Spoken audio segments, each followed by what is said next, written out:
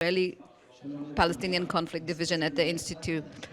Hello, everybody. We don't have much time, so we're going to be very, very brief. Ronit, let's start with you, with your permission. Try to describe to us in a more picturesque manner what brought about Yihya Sinwar to decide to attack us on October 7th. The, so we wanted to show a picture, not this one. One more click, please. This one. So, while you are listening to what I have to say, please look at the picture here on the screen, the caricature, which actually, this saying that one picture worth 1,000 words. Look, if October 7th was supposed to take place or not, I can't tell you that. But what I can tell you is that Yihya Sinwar, who's responsible for the atrocities we've seen on October 7th, in 2017, he was appointed the head of the political division of Hamas, started to take very important steps. First of all, he went to Egypt, asked them to help him reconcile with PLO and with Fatah, and he actually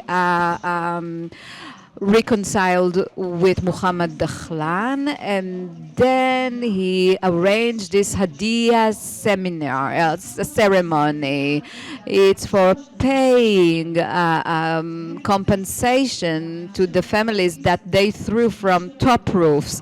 And then he was allowed to bring his activists into Gaza. And he did something else. He started coordinated with Egypt. He said silently when they closed down some of the tunnels, and he allowed them to actually place cameras in Rafah. He arrested jihadists because they asked him to. In October 2017, he announced that he was willing to give the weapon of Al-Qassam battalions to PLO. And let me remind you, PLO and not the PA is the one that signed Oslo Accord with us. And afterwards, later on, he starts an operation room in order to restrain all the different jihadist streams, and first and foremost, Islamic Jihad. But the ones who identified this was Qatar, and the leadership of Hamas in Doha. They noticed all these signs. They realized that he was going to Dakhlan, UAE, and Egypt, and they understood he was about to ruin their plan to take over PLO, to place Khaled Mashal at the head of PLO, and to turn the regime in Ramallah and Gaza into municipal authorities. By the way, now they're trying to sell us this program again. They take advantage of October 7th to resume this plan, and I hope we're not going to buy it. And the additional thing is that, please pay attention, 2017, Hamas actually presented a new political document, a very important one, but Bibi Netanyahu chose to take it and throw it to the bin in front of the cameras instead of challenging them for what they wrote there. And a year afterwards, after he said that there is no partner, he decides to give money, suitcase filled with money, and recruit Qataris for that purpose. And then the suitcases of money arrived in Gaza, and the social media in Gaza tags Sinwar as the collaborator of Israelis who sold Palestine for a very cheap price. And Yihya Sinwar, who murdered Israeli collaborators, he has blood on his hand. Before 2011, he cannot afford being perceived as a collaborator, as someone who murdered collaborators. And then pay attention to that. The following day, when he gets the money, he gives a speech in Gaza. And what does he tell the residents of Gaza? He tells them, remember the story of King Solomon and the Queen of Sheba. When the queen tried to tempt, to seduce the king, he told her, beware, I will take revenge. I'm going to skip 2021. We don't have enough time, but it's fascinating as well. Guardian of the Walls, how he and death are challenged by the residents of East Jerusalem who call for help. And it has never happened before that East Jerusalemites ask for help from death. And I have a theory about it as well. Yeah, skip the theory. And 2022, a year afterwards, he does not join Islamic Jihad. We thought that it was part of the fraud, maybe. I'm not arguing with that. But can you see this caricature right after the story of Islamic Jihad that remain alone against Israel? This is how in Al Arabi Al Jadid, with a media channel funded by Qatar, they told Sinwar, well, we are fixating your image as the collaborator for Israelis. And this thing, this caricature of Yahya Sinnar sitting back to back with Abu Mazen, the fat and smug Abu Mazen, who smashes jihadi Ziam and collaborates with Israel, it kills Sinwar when he saw it. Actually, Sinwar was dealing with different entities that competed. The Israelis, the PA, and he actually have nicknames for them. And the violent image of jihadic Islam and Salah El-Aruri out of his own home wearing uniforms in August 2023 in Lebanon for the first time, and gives him a message. This is how I perceive it.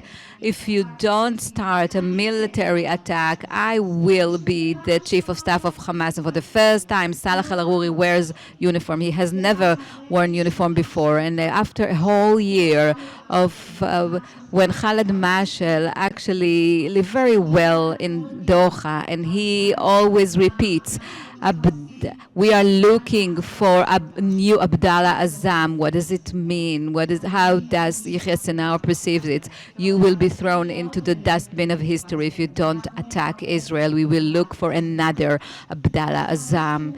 And after he stands against all these entities, he makes a decision together with Dev to go for a military attack that will improve his image. And although he won't be able to compare to the greatest leaders, he will be Haj Amin al-Husseini, the modern one, the one who brought the Nakba on Palestinians, although he wanted to be someone completely different. Thank you very much, Ronit. Yohanan, please explain something to me. So there is great fear when people say the word Palestinian Authority. So there are allegedly many options on the shelf, and this one is perceived as the worst one. Why? Palestinian Authority lost in the course of, let's say, 14 years, maybe a little less than that, lost its relevance very gradually in the eyes of its people. It lost, in the past 14 years, its relevance in the eyes of its own people. And today, the legitimacy, the level of the legitimacy of PA is very, very low. It's related to many reasons, and Israel included, but also the PA itself is a cause. But more than anything else, it seems to me that the ones who claim today that it cannot control or should not control Gaza or warn us against it are usually the same people who are not interested in reaching some kind of an arrangement with the other party. So any other option which is not based on a Palestinian entity that eventually will manage the life in Gaza is actually guarantees an ongoing instability along the border with Gaza. PA, the Palestinian Authority, is a bit is a concern for most Israeli public today because of its image. But it can be rehabilitated. It can go through a process of rehabilitation and go back to its old self, but with under one condition. Israel must agree for this process to take place. Israel can agree if it's in the framework of some kind of a process that, and then there is a vision at the end of which. Can we agree to such a thing today? I'm not sure. Palestinian Authority will not undergo any process if it's not an agreed upon process by Israel as well. And that's why this reality of instability and being unaware of what we're going to, it can last for a very long time if we don't make clear decisions. Thank you very much, Yohanan. I can just react to what you said. I think that today in the state of Israel, when we talk about the idea of two states or a Palestinian state, most public object to it, to the idea of a Palestinian state, especially one that is based or influenced by the barbarian attack of October 7th. We'll go back to it. Now, Shaul, I've been wanting to tell you, in the security establishment and the political establishment, they have been trying to actually start a discussion in the government, discussion about the day after Hamas in Gaza. And the Israeli government and the Israeli prime minister rejected or postponed this discussion about the different options and what's the right thing to do now. So recently he published a paper about how he sees the day after. What does this paper include? Should we take it seriously? I will talk about this taking a bit of a broader perspective. I'll start by saying that basically the willingness of the Western world and the Palestinian world within that to go into a compromise with the Zionists stem from two things. The first is recognition of military superiority, in terms of psychologically the way that Israel's superiority has become and established, particularly after the Six-Day War.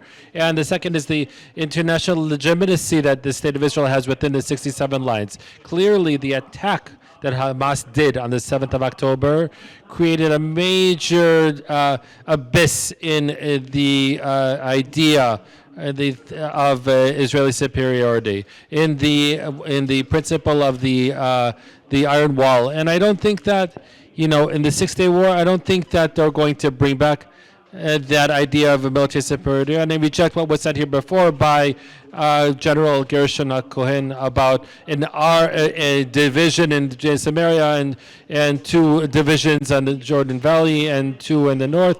And who is going to finance these 6 regular divisions over time?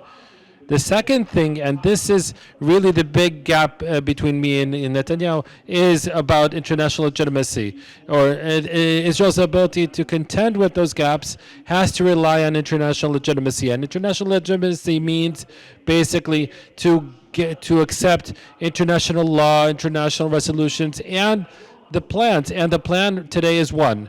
The solution of 2 states for 2 peoples. Therefore, this rejection that Netanyahu did, which is a complete rejection as it appears in his document. Basically, what Netanyahu would like to do with this document is to go back to the 6th of October, to that same strategy of isolation, which basically means weakening the Palestinian Authority and strengthening, at that time it was strengthening the Hamas. Now there's a difference though. In order to prevent the establishment of a Palestinian state and in order to separate the political future of Gaza from the Judean Samaria, which would be annexed according to Smotrich or Bennett's plans and so on. So if you look at the principles that were taken in his plan, you see that the only thing that he's replacing there is he's replacing the IDF by Hamas. Don't get this wrong. If you look at the details, when he talks about a security space, when he talks about the Southern Guardian, he's talking about that's Rafah and the Rafah and Philadelphia corridor, or that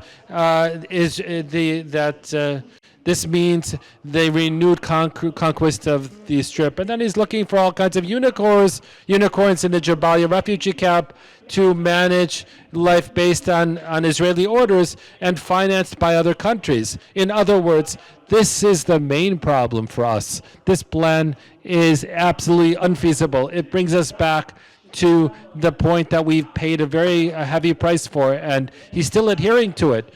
Unfortunately, we're going to be the ones who will continue paying the price. In other words, he's still in that isolation. He hasn't left that status quo and the ability to supposedly contain reality instead of changing it.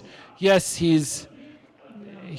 prefers the government coalition over the world coalition that will really allow him to overcome the real threats to Israel, like the Iranian threat. In the INSS, we had an international workshop and brought in all of the international actors and to put them around the table. If anybody wanted to contribute for humanitarian rehabilitation, and nobody wants to come to rehabilitate Gaza until there is a political arrangement between us and the Palestinians. This is what all the representatives at that round table told us. Now that we have another round left, and I would like to present two scenarios to you. One scenario is a negative scenario, we can call it that. We're great at being negative, so I'll start with the negative scenario. And the negative scenario says that we won't reach a ceasefire or a deal for releasing the hostages.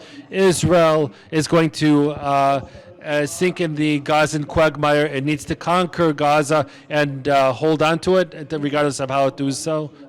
It opposes any idea of transferring power to the Palestinian Authority, what Yohanan talked about before, the reformed Palestinian Authority in the Gaza. It's blocking the attempts for normalization and regional integration against Iran. Iran continues to wear us out through its proxies, which is what we've experienced for 5 months. The gaps between us and the Americans are growing, and the political and defense umbrella that the United States has been giving us is diminishing with time. And we're still having a hard time bringing people back to their homes. The positive scenario begins with a normalization agreement with Saudi Arabia that also leads to a ceasefire and the release of the hostages, and also includes a package, a Palestinian package, and a political horizon for the PA without Hamas. The PA gets responsibility for Gaza with broad support from Arab countries and the international community. It's the Americans stand at the front against Iran and deterring it. There is also the return of the residents to the north, to their homes in the north.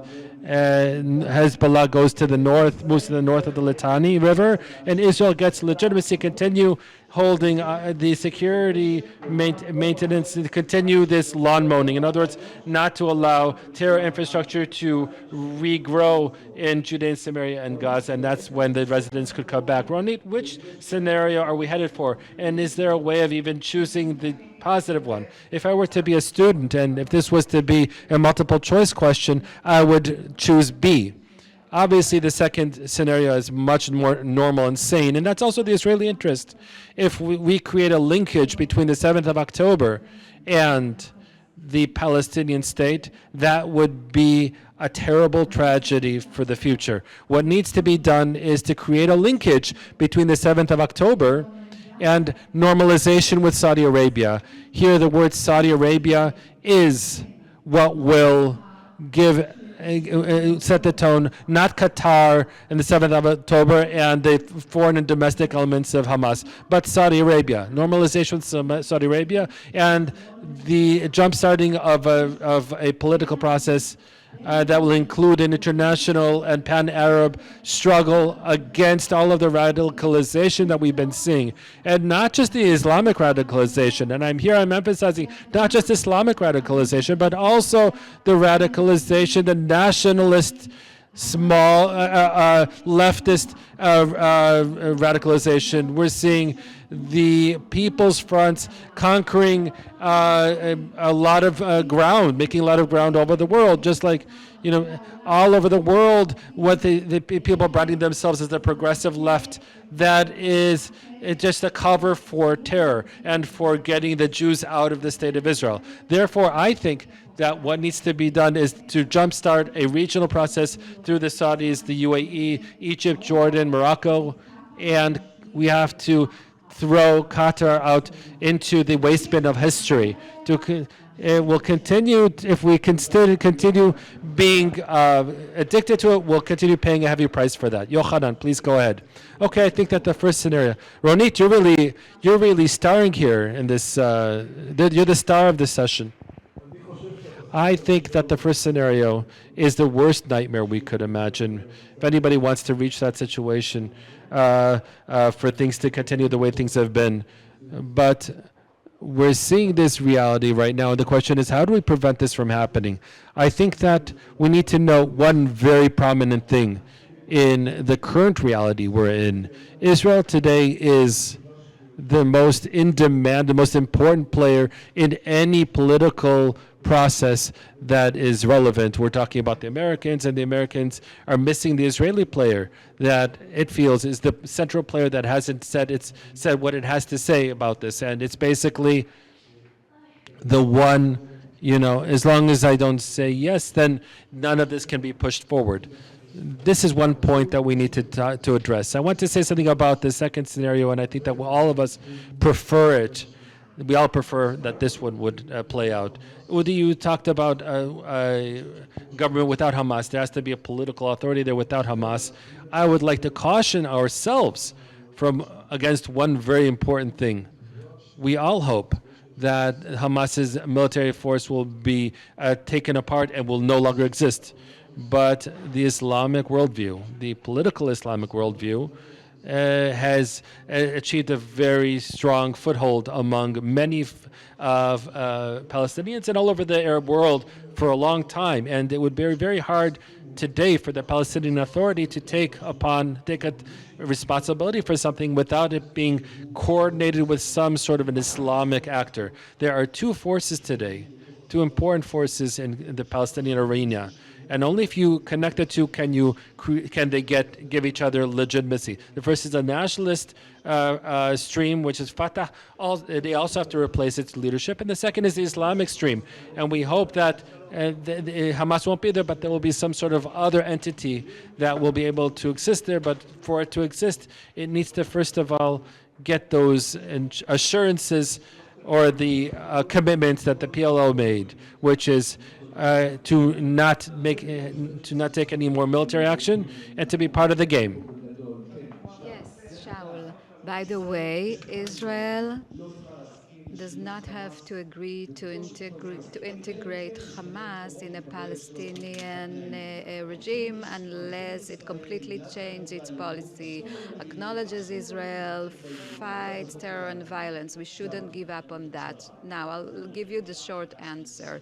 You did not describe two scenarios. You just described the reality, the situation we are at. That's the first scenario, and the desirable reality we should aspire for, because we've been living in this situation because this is what the Israeli government led us to. And how to move from this situation to a desirable situation, it has to do with the partner.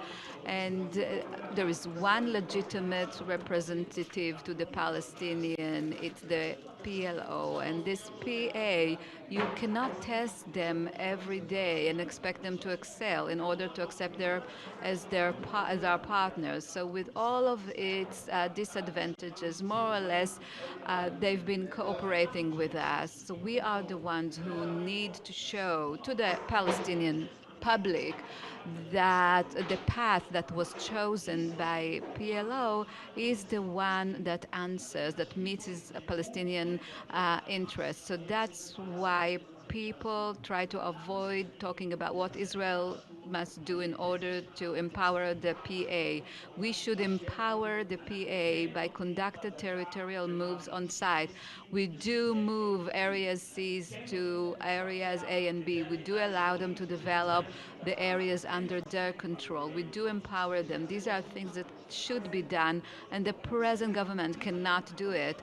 And that's why, if there is no change through an election, we will continue with the first scenarios. Well, to sum up, We're speaking here so that we will be able to reach the positive scenario, and we need, for that purpose, we need three game changers. First of all, normalization with Saudi Arabia. Secondly, a PA which is improved, upgraded, that is capable of taking responsibility. And the third thing, we probably need to change the structure of the Israeli government. Thank you very much.